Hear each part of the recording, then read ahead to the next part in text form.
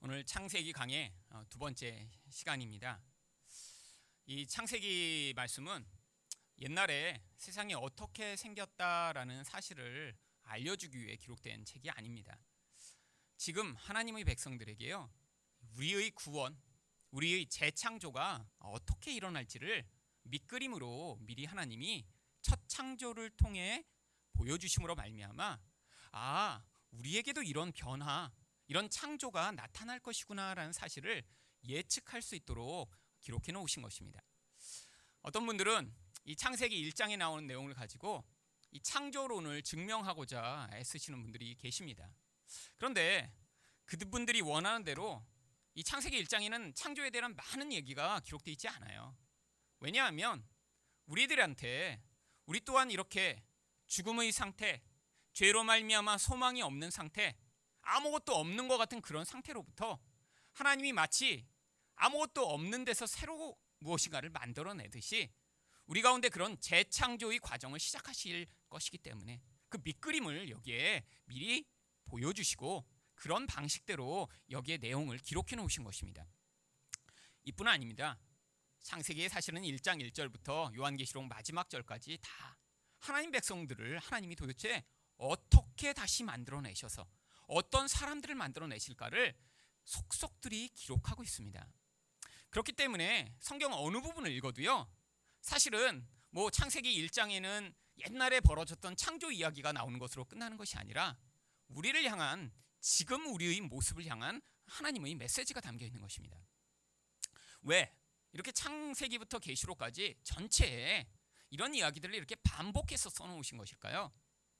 여러분, 만약에 이제 병원에 가셨는데 감기 때문에 가셨는데 이렇게 재채기가 나고 제가 코가 아픕니다, 눈도 아프고 머리도 아픈 것 같아요. 그랬더니 의사가 이렇게 보더니 갑자기 어디다 전화를 하더니 사람들이 막 들어와요. 그랬더니 갑자기 팔을 묶고 다리를 묶고 침대에 묶은 다음에 갑자기 마취를 시킨 다음에 배를 가르기 시작한다고 생각하면 여러분 어떤 느낌이 드실까요?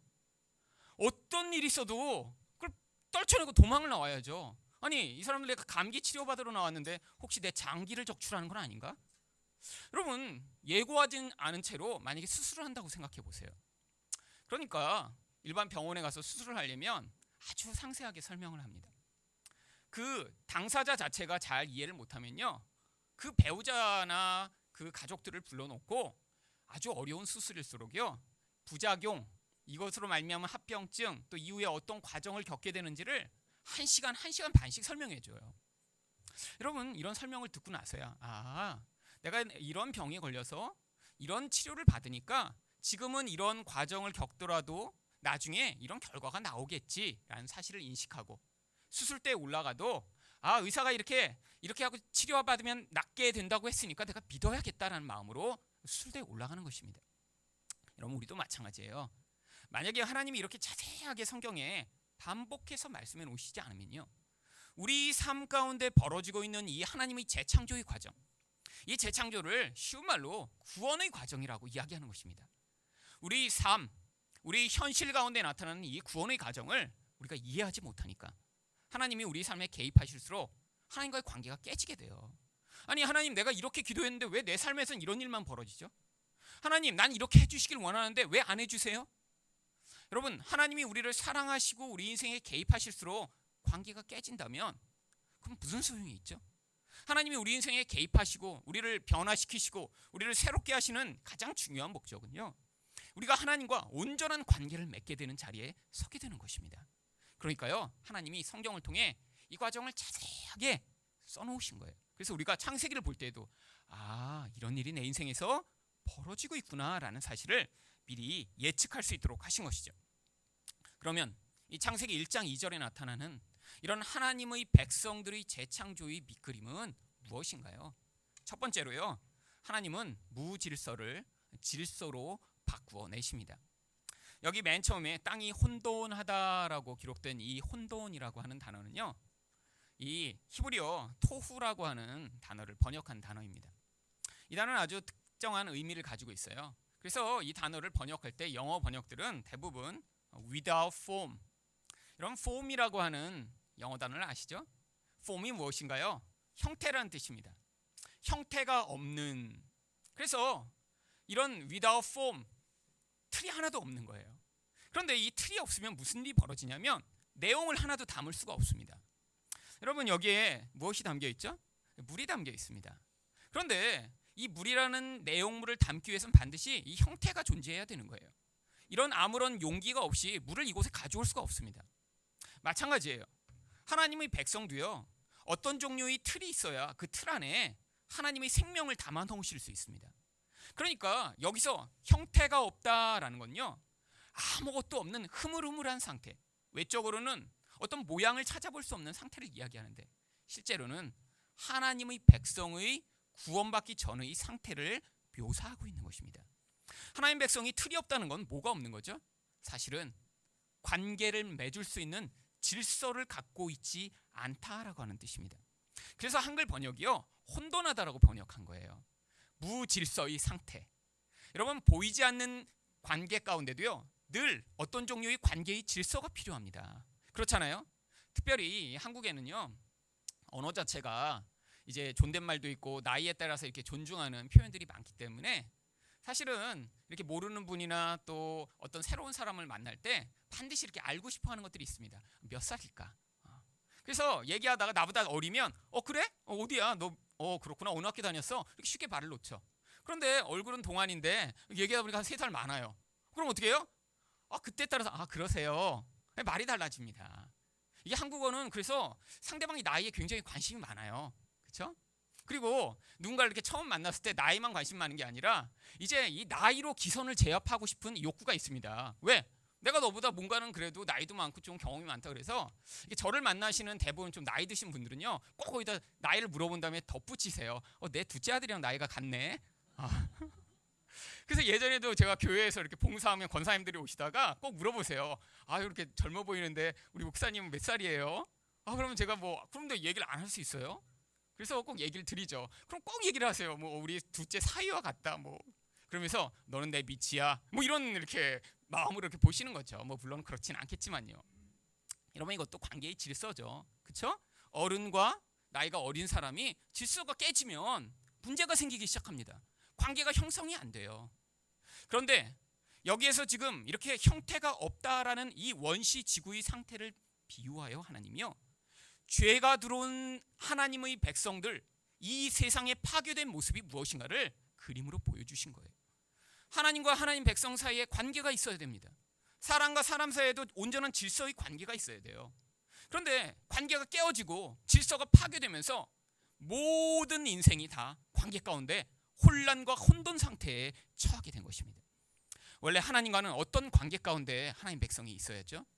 하나님을 전적으로 의존하는 관계가 하나님 백성에 필요합니다. 하나님이 주시는 것을요, 은혜로 받는 거예요.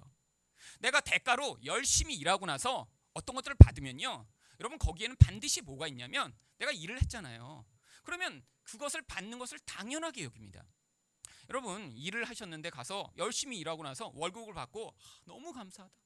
어떻게 내가 이렇게 월급을 내가 받았을까? 이런 분은 없어요. 이렇게 내가 열심히 일하는데 그냥 월급을 이렇게 쥐꼬리밖에 안 줘?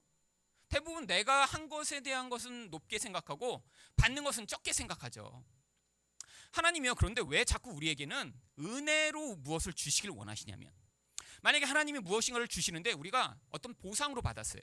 와서 내가 헌금을 이만큼 했더니 하나님이 헌금에 따라 은혜를 주세요. 그래갖고 하나님께 그걸 받고 나면 하나님, 오늘은 요만큼 했는데 이만큼 주셨네요. 그럼 다음에 내가 더 많이 하면 더 많이 주실 거죠?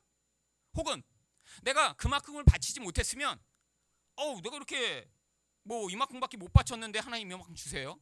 결국 내가 주고받은 것의 거래죠, 거래. 여러분, 거래를 하고 나면요, 뭐가 없냐면 감사가 없습니다. 내가 합당하게 뭘 바쳐서 그거에 대해 받았는데 왜 감사해요? 여러분, 근데 하나님은요, 우리에게로부터 감사와 찬양과 영광을 받기를 원하세요. 그래서 우리 편에서 내가 뭔가를 하고 나서 그거에 따른 보상으로 주어지기보다는 내가 아무것도 안 했는데 하나님이 은혜로 우리를 구원하시며 축복하시길 원하시는 것입니다. 그런데 문제가 발생했어요.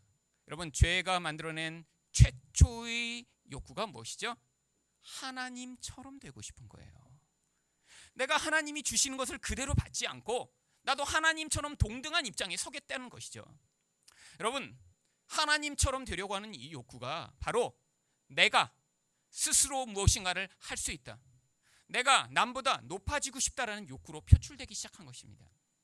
여러분, 아이를 낳아 키우신 부모님들은 아이가 이제 2살쯤 되면 이전에 그냥 그렇게 예쁘고 귀엽던 애가 이제 막 미운 3살이 될 때가 있습니다. 왜 미워지죠? 그때부터 부모 말대로 안 해요. 옛날에는 그냥 버둥버둥 그냥 우유 주면 그냥 받아 먹고 뒤집어 놓으면 뒤집어 입고 울고 힘이 없었는데 이제 한 2살쯤 되니까 지가 걸어 다녀요. 지가 먹고 싶은 게 생겨요. 지가 원하는 게 있어요. 이제는 싫은 것들은 싫다고 짜증을 내고 반항을 해요. 여러분, 자기 욕구, 자기 중심성이 생기는 거죠. 그런데 2살짜리, 3살짜리가 주장하고 원하는 것들이 항상 옳은 것인가요? 엄마, 나 칼 갖고 놀고 싶어. 그래서 그 칼을 갖고 노는데 그게 항상 옳은 것인가요? 아니죠. 그런데도 불구하고요, 그걸 하지 못하게 하면 반항을 하고 때를 쓰고 부모와 갈등이 벌어집니다. 여러분, 하나님도 마찬가지세요. 하나님이 우리에게 공급하시는 그 은혜로 말미암아 사는 자들은 하나님이 충만한 영혼의 만족과 기쁨 가운데 살게 하신다는데, 내가 하나님이 되고 싶어 라고 그 선택을 하는 순간에 우리 안에 끊임없는 갈등이 시작된 것이에요. 하나님의 생명이 더 이상 공급되지 않은 것입니다. 하나님의 생명은요, 하나님만 의존하는 자에게 부어지게 되어 있어요. 그런데 그 의존의 과정이 끝나자마자 스스로 고통하며 자기 인생을 책임져야 하는 그런 죄악의 시기가 도래한 것입니다. 여러분, 또한 사람과의 관계에서는요, 어떤 질서가 원래 있어야죠. 여러분, 사람과의 관계에서는요, 사실 온전히 다른 사람을 사랑하는 질서 가운데 살아가게 되어 있습니다. 하나님이요, 아담에게 하와를 보내시니까 내 살 중에 살이고 내 뼈 중에 뼈다. 이거는요, 가장 최고의 존재라는 거예요. 어떤 대상이요, 나에게 있어서 최고다. 내게 있어서 뭐 이런 뱃살 가운데 이렇게 남는 부분 잘라서 만든 여자가 아니라 이 존재는 내 전부 가운데 최고다. 여러분, 어떤 대상을 이렇게 최고로 높은 자리에 올려놓을 때 무엇을 할 수 있냐면 그 대상을 사랑하고 흠모하고 그 대상을 위해 헌신할 수 있습니다. 여러분, 그런데 왜 갈등이 벌어지죠? 어떤 대상을 그렇게 존경하고 높이고 사랑하기보단 다른 대상과 관계를 맺을 때 이 사람이 나에게 뭔가를 해주길 원하는 거예요. 내 원하는 것들을 만족시켜주길 원하는 거예요. 거기서 더 나아가 나의 목적을 이루는 도구로 사람들을 사용하기 시작한 것입니다.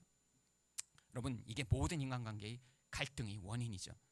사람을 도구로 사용하고요, 나를 위한 목적으로 사용하고요, 나를 위해서 그 존재가 존재해줬으면 좋겠는 존재로 바라보기 시작할 때 도구화된 존재들 사이에 서로 갈등이 벌어집니다. 여러분, 사람들은요, 어떤 한 사람만을 위해서 다 살 수가 없어요. 부부도 마찬가지입니다. 부부의 갈등이 왜 벌어지죠? 만약에 정말 뭐 남편만을 위해서 사는 아내 존재한다면 괜찮죠. 근데 서로 자기 욕구가 다 있는 거예요. 근데 그 욕구가 틀어지게 되면 왜 당신은 나의 욕구를 만족시키지 않아? 라고 하며 그 욕구를 관철시키기 위해 무엇을 하죠? 조종을 합니다. 계속해서 여자들은 바가지를 긁죠. 계속 짜증스럽게 계속 반응을 해요. 또 남편이 원하는 것을 안 해줘요. 반찬 개수를 하나까지 줄여요. 이제 말 안 들을 때마다. 그리고 이제 무뚝뚝하게 대하고, 남편이 몸을 만지면 왜 만져? 감히. 이렇게 할 때마다 조종하려는 거죠. 왜? 내 이야기를 들어주면 그러면 만져도 돼. 내 이야기를 잘 들어주고 내 말대로 하면 그럼 내가 반찬 하나 더 해줄게. 뭐죠? 조종하고 통제함으로 말미암아 내 원하는 걸 이루려고 하는 거예요. 여러분, 그런데 이런 관계를 맺기 시작하면요, 관계가 깨질 수밖에 없습니다. 결국 하나님과의 관계도요, 우리가 무엇인가를 함으로 말미암아 내가 하나님처럼 되고 싶어. 사람과의 관계에서도 내가 너보다 높고 내가 생각하는 것이 더 옳아라고 주장하면서 거기서 모든 관계가 깨어진 이런 모습, 이것이 바로 혼돈된 상태인 것입니다. 여러분, 인생의 모든 문제는 바로 이 혼돈으로부터 말미암아 벌어져요. 여러분, 이렇게 관계가 깨졌기 때문에 우리 마음에 공허한 거예요.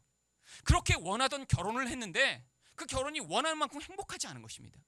그렇게 좋아하던 사람과 만났는데도요, 얼마 지나지 않으면 갈등이 벌어지고, 내가 그렇게 원했는데 자식을 가져도 그 자식이 내 마음을 기쁘게 하지 못하는 거예요. 여러분, 하나님이요, 그래서 하나님 백성의 인생 가운데 이 혼돈을 질서로 바꾸기를 원하십니다.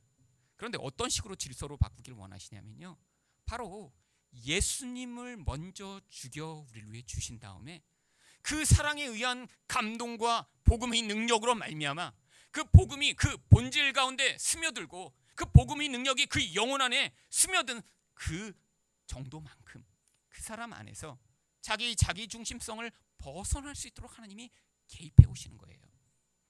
여러분, 그래서 창세기부터 복음의 이야기를 하는 것입니다. 왜? 이렇게 복음을 반복해서 듣지 않으면요, 우리 본질로부터 말미암아 내가 원하는 방식대로, 내 마음이 주장하는 대로, 내가 배운 대로 끊임없이 살면서 남을 파괴하고 하나님도 우상처럼 섬기게 되거든요. 여러분, 그래서 하나님이요, 우리 이 무질서를 질서로 바꾸기 위해 하시는 일이요, 우리 삐뚤어진 부분을요 계속 와서 이렇게 해라 저렇게 해라, 마치 시어머니처럼 이 반찬 너무 짜다, 그냥 반찬 너무 싱겁다, 이 양이 너무 적다, 우리 고기를 많이 먹니, 이렇게 개입하시는 게 아니에요. 어떤 하나님을 잘못 알고 있는 사람들은요, 마치 하나님이 우리 인생 막 쫓아다니면서 막 하늘에서 계속 간섭하신다고 생각하는 사람들이 있어요.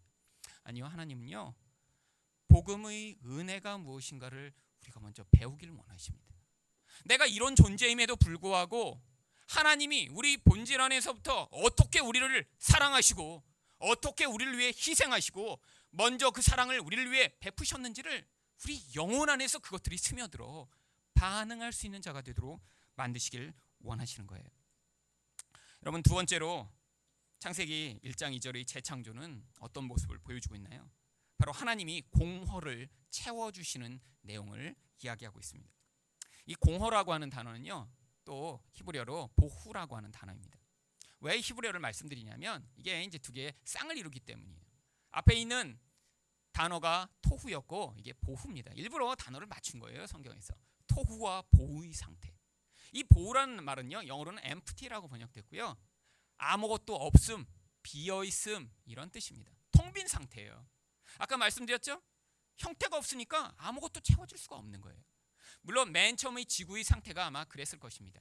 하나님이 맨 처음에 지구라는 상태를 만들어 놓으셨는데 그게 형태도 없는 흐물흐물한 상태, 아무것도 채워줄 수 없는 상태가 그런 지구의 모습이었던 것이죠.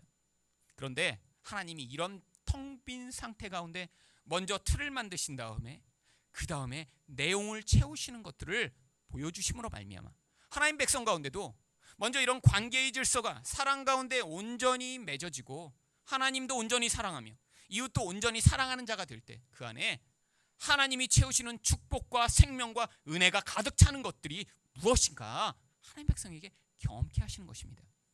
여러분, 많은 사람들이요, 교회 다니면서도 왜 내가 이렇게 기쁨이 없지? 내가 이렇게 교회 다니면서도 만족이 없지? 왜 내 안에는 이렇게 즐거움이 어쩌다 한 번밖에 없을까라고 고민하는 분들이 있어요. 여러분, 그것이 당연한 것입니다. 여러분, 이런 기쁨과 만족과 즐거움은요, 그걸 추구한다고 얻어지는 게 아니라 내가 하나님과도 온전한 관계를 맺고요, 사람과도 온전한 관계 가운데 있으면 그 안에서 자연스럽게 우리 영혼이 채워지면서 경험되는 것입니다. 여러분, 내가 행복을 추구해서 결혼을 생활을 하면요, 행복은 잘 얻어지지 않아요. 그런데 내가 사랑해야겠다라고 결혼 생활을 하면요, 그 결혼의 결국으로 행복과 기쁨이 주어지게 되어 있습니다. 하나님과의 관계도 마찬가지예요. 하나님, 내가 이렇게 마음이 공허하고 불안한데 왜 그렇죠? 공허와 불안을 채워주세요. 그런데 하나님이요, 먼저 네가 나와 온전한 관계를 맺으면 자연스럽게 행복하고 즐겁게 만들어주겠다. 여러분, 이 그림이요, 바로 창세기 1장에 나오는 천지창조의 그림 가운데 나오는 것입니다. 여러분, 첫째 날부터 셋째 날까지 하나님이 무슨 일을 하셨죠? 하늘에 빛을 먼저 만드셨어요. 질서를 세우신 것입니다. 빛과 어둠을 나누심으로 말미암아 어둠이 빛을 침범하지 못하는 이 질서를 먼저 세우신 거예요. 그 다음에 무슨 일을 하셨죠? 하늘에 궁창을 내셔서요, 물을 가르신 거예요. 물이 하늘로 올라가지도 못하고 하늘에 있는 물이 땅으로 내려오지 못하게 또 질서의 틀을 세우신 거예요. 셋째 날은 또 무슨 일을 하셨죠? 땅에 있는 물과 또 땅이 나누어지도록 하셨어요. 그래서 바다와 땅이 나누어져서 바다의 물이 땅으로 침범하지 못하는 선을 그어 놓으신 거예요. 이게 3일째까지 틀을 만드시고 나니까 그 다음에 4일째부터 무슨 일을 하셨어요? 그 텅 빈 우주에다가 하나님이 해도 만드시고 달도 만드시고 별들도 만드셔서 채워 넣으십니다. 여러분, 하늘에 아무것도 없는 깜깜한 하늘이라고 생각해 보세요. 여러분, 얼마나 공허할까요? 그런데 하나님이요 그 하늘에다 별들을 다 박아 놓으신 거예요. 그리고요 하나님이 바다와 공중에 새와 물고기를 채워 넣으시고요 마지막 날 땅에 짐승들과 사람을 넣으신 거예요. 바로 이 온 세상의 창조가 이렇게 하나님 백성 가운데 있는 토후와 보후의 상태, 공허하고 혼돈한 상태로부터 어떻게 틀이 세워지고 채워지는 것들을 보여주는 과정인 것입니다. 그런데 이런 공허한 상태 때문에 인간이 어떤 삶을 경험하죠? 끊임없는 목마름을 경험합니다. 여러분 인간 안에서 이렇게 영혼이 즐겁지가 않기 때문에 사람들이 이 즐거움을 추구하기 위해서 하는 일들이 굉장히 많아요. 여러분 세상은요 이런 인간의 근원적인 경향성을 이용해 무엇을 하죠? 돈벌이를 합니다. 그래서 이 사회가 자꾸 소비적인 문화가 되는 거예요. 여러분 음식도요 똑같은 음식 옛날에는 그냥 밥만 먹으면 배만 부르면 괜찮아. 근데 요즘은 배만 불러서 이렇게 밥을 먹고 사는 분이 있나요? 아니요. 더 맛있는 걸 먹어야 돼요. 더 이국적인 걸 먹어야 되고요. 더 멋있는 걸 먹어야 되고 값이 비싸더라도 나의 욕구를 만족시키는 것을 자꾸 찾아다녀야 돼. 여러분 그래서 이 맛집 찾아다니는 분들은요 막 차 타고 4시간씩 가서 국수 하나 먹고 오시더라고요. 아니 그거 왜 이렇게 국수 집에서도 끓여 먹을 수 있는 건데 4시간을 왜 차 타고 가요? 그런데 그거를 위해 사는 거예요. 왜? 더 많은 만족, 더 많은 기쁨. 여러분 그런데 국수 그렇게 4시간 차 타고 가서 막 맛있는 국수를 먹고 오니까 그 다음부터 한 일주일 동안 밥을 안 드셔도 막 괜찮아요? 막 그 국수 한 번으로 막 인생이 풍요롭게 되나요? 아니요 국수 그렇게 먹고 오면 오는 동안에 배고파서 중간에 다시 휴게소에서 또 뭐 먹어야 돼요? 호두과자 사 먹고. 여러분 그게 인생의 모든 것이에요. 여러분 원하던 그런 것들을 세상에서 한번 얻었어요. 내가 그렇게 원하던 그 백을 내가 1년 동안 돈을 모아갖고 적금을 붓고 막 그래갖고 샀어요. 그랬더니 너무너무 행복하세요? 그래갖고 막 이제는 막 아무것도 없어도 돼. 그냥 시장 바구니도 안 들고 다녀도 돼. 아니에요. 하나 사면 또 사고 싶어요. 왜? 유효기간이 짧은 거예요. 세상에서 그렇게 눈으로 보는 것, 내 오감을 만족시키는 것에 나의 기쁨과 갈망의 이유를 삼으면요 유효기간이 너무 짧아요. 기껏해야 며칠, 아니 비싼 걸수록 조금 깁니다. 조금 길어봤자 여러분 비싼 거 뭐 사셨어요? 자동차 사시고 1년 동안 막 아침마다 가슴이 막 흥분되세요? 새 차 오늘 가서 또 타야지. 어머 1년 전에 탄 차 이렇게 아직도 그냥 너무 좋네? 이런 걸 이제 정신병이라고 합니다. 뭘 하나 사고 막 1년째 계속 좋아 그것 때문에. 아니죠 여러분. 여러분 일주일 동안 기분 좋으실 수 있어요. 아니 조금 광내고 나서 2주 동안 기분 좋으실 수 있어요. 그런데 금방 어떻게 되죠? 실증이 납니다. 그 실증 날 때쯤 또 어떻게 하죠? 편지가 하나 날라오죠. 새 차 나왔습니다. 새 차. 여러분 이게 인생이에요. 근데 하나님이요 먼저 우리가 하나님과의 관계를 온전하게 세우고 우리가 사람과 온전한 관계 가운데 있으면 그런 엉뚱한 것들을 추구하며 인생을 살지 않도록 우리 가운데 샘솟는 기쁨, 만족, 행복을 주시는 거예요. 여러분 이런 자리로 끌려가는 것이 우리 인생의 목적입니다. 이게 예수님의 제자들의 삶이에요. 여러분 만약에 우리들과 비교해서 예수님의 제자들이 어떤 이 땅에서의 축복을 받았죠? 예수님의 제자가 되었더니 더 큰 집을 살게 됐나요? 예수님이 제자가 됐더니 결혼 못하던 바울이 막 아내를 막 세상에서 제일 예쁜 아내를 하나님이 주셨나요? 아니요. 결혼할 수 있었는데 결혼을 안 해도 될 만큼의 행복과 기쁨으로 살게 하셨어요. 여러분 하나님이요 이 땅에 있는 우리 문제를 해결해 주시는 방식으로 우리 인생을 구원하시지 않습니다. 더 근원적인 하나님과의 온전한 관계, 이웃과의 온전한 관계 가운데 주어지는 그 행복과 만족으로 살아갈 수 있는 그런 자들 되게 만드시는 거예요. 이게 혼돈으로부터 공허로부터 구원받아 하나님 백성처럼 이 땅을 살아가는 모습으로 하나님이 구원해 내시는 것입니다. 마지막으로 또 재창조는 어떤 그림으로 그려지고 있나요? 하나님이요 어두움에 빛을 비춰주시는 모습으로 나타나고 있습니다. 여기 보니까 혼돈하고 공허하며 흑암이 깊음 위에 있다라고 이야기합니다. 여기 있는 이 깊음 위에 있다라는 건요 이렇게 위에서 보니까 하나님이 이제 보신 거잖아요. 근데 이제 깜깜해요. 깜깜한데 그 깜깜함이 얼마나 깊은지, 이 깊음 위에 있다는 이 깊음이란 단어가 원래는 시면, 이 바다에 막 10,000m를 내려가야 되는 그런 깊음, 골짜기를 얘기할 때 사용되는 단어입니다. 그러니까 끝이 없는 어두움인 거예요. 위에만 어둡고만 게 아니라 그 밑은 더 깊은 깊고 더 깊고 더 깊고. 그러니까 근원에서부터 어둡다라는 거죠. 근원부터 모든 것이 어두운 거예요. 여러분, 근데 성경에서 어둠은 항상 무엇을 상징하나요? 혼란, 두려움, 죄, 깜깜함, 공포, 이 모든 악을 상징하는 것이 어둠입니다. 여러분, 인간 이렇게 틀만 없는 게 아니라요, 마음만 공허한 게 아니라 마음의 중심에서부터 죄가 흘러나옵니다. 여러분, 사람을 깊게 사귀면 무엇을 경험하시죠? 야, 사람이 이렇게 선할 수가 있을까? 와, 사람이란 참 아름답고 좋은 존재구나. 여러분, 이런 고백을 하는 게 되는 게 아니라요, 사람을 깊이 사귈수록 야, 저 인간은 어디 가야 끝이 나지? 끝이 없이 악하구나. 어떻게? 여러분, 이게 사람을 깊이 사귈 때 경험하는 것입니다. 그래서 평생 딱 한 명만 깊이 사귀도록 하신 거예요. 여러분, 한 세 사람쯤 그렇게 깊이 사귀면 어떻게 될까요? 못 삽니다, 사람은요. 그래서 결혼 많이 하신 분들은 대단한 분들이세요. 저는 이 솔로몬 그래서 막 존경이 돼요. 야, 한 명도 힘든데 어떻게 1000명씩. 근데 이제 그때는 이게 약점이 있죠. 1000명을 깊이 사귀는 게 아니라 약하게. 그게 이제 나쁜 짓입니다, 사실. 한 명을 깊이 안 사귀고 나는 내가 원하는 것만 그에게 얻어내고자 하는 거죠. 여러분, 누군가를 사랑하려면 깊이 사귀어야 돼요. 근데 깊이 사귀면요, 사람 안에서 나오는 그 깊은 어두움을 목격하게 됩니다. 연애 그래서 한 7년 8년 해도요, 결혼하면요 다른 세계가 벌어집니다. 내가 알던 그 사람이 아니에요. 전혀 다른 사람, 어두운 가운데 튀어나온 새로운 사람이 이제 튀어나오죠. 그런데 여러분, 하나님이요, 우리를 그 어두움에 그냥 놔두시는 게 아니에요. 왜요? 예수 그리스도가 빛이 되셔서 그 어두움으로부터 우리를 인도해내시고 우리를 빛 가운데 살도록 만드실 약속을 해주고 계신 것입니다. 시편 119편 105절에서 그래서 주의 말씀은 내 발의 등이요 내 길의 빛이니이다. 여러분, 깜깜할 때 걸어가는 그 두려움과 공포로부터 하나님이 말씀으로 빛을 비춰주신대요. 그런데 여기에는요, 항상 두 가지가 겹쳐서 나옵니다. 내 발의 등이에요. 여러분, 옛날에는요, 뭐 이렇게 지금처럼 후라시가 없었잖아요. 그러니까요, 등을 켜봤자 겨우 내 발 한 발짝을 내딜 정도밖에 안 보이는 거예요. 그런데 넘어지지 않으려면 그 정도만 비춰도 괜찮습니다. 그렇잖아요. 다 깜깜해요. 근데 그 다음 내딜 발만 보이면 돼. 그러면 구덩이 안 빠질 수 있어요. 그런데 그렇게 된다고 되는 게 아니에요. 내 목표점을 향한 그 목표점에서 무엇인가 나를 인도하는 게 있어야 돼요. 여러분, 그래서 옛날에는 다 뭘 보고 다니셨죠?